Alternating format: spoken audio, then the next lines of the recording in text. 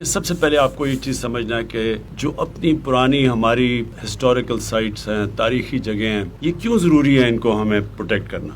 ہماری سب کی آنے والی نسلوں کو پتہ تو چلے کہ ہماری تاریخ تھی کیا. کوئی بھی قوم آگے نہیں بڑھ سکتی جب تک وہ اپنی پچھلی تاریخ کا موازنہ نہیں صحیح معنی میں کرتی. قرآن میں اللہ بتاتے ہیں کہ کس زمانے میں کیا ہوا، نصیحت دینے کے لیے کہ آگے یہ اچھا ہے، یہ برا ہے، آگے ہم نے اپنی زندگی کیسے چلانی ہے. آج کل جو قومیں آگے نکل گئی ہیں، ہر قوم اپنے پرانے بلڈنگز کو، ہسٹوریکل سائٹس کو، اور جو آرکیالوجی، یہ جو آپ کو نظر آ رہا اوپر البرونی کا جدھر آبزرویٹری تھی، اس کے ساتھ جو نندنا فورٹ ہے، ہمارے لوگوں نے کسی نے ایکسکیویشن نہیں کی. ایکسکیویشن وہ ہوتی ہے جو کہ یہ ان کی کھدائی کرتے ہیں اور پھر دیکھتے ہیں کہ کتنا پرانا ہے. جتنے بھی ایڈوانسڈ ملک ہیں یورپ میں، سب مسلسل چیزیں نکالتے رہتے ہیں کہ پرانے زمانے میں کس طرح لوگ رہتے تھے. ہم نے ابھی تک جو موہنجو دارو اور یہ جو ہڑپا کا سویلائزیشن ہے، جو انڈس ویلی کا، وہ انگریزوں نے نکالا تھا. ہمارے اپنے آرکیالوجسٹ نے بہت کم کام کیا، بلکہ کچھ کیا ہی نہیں. ہری پور میں ایک ایکسپرٹس جو پی ایچ ڈی ہے، ڈاکٹریٹ ہے آرکیالوجی کی، تو انہوں نے ایک 40 فٹ کا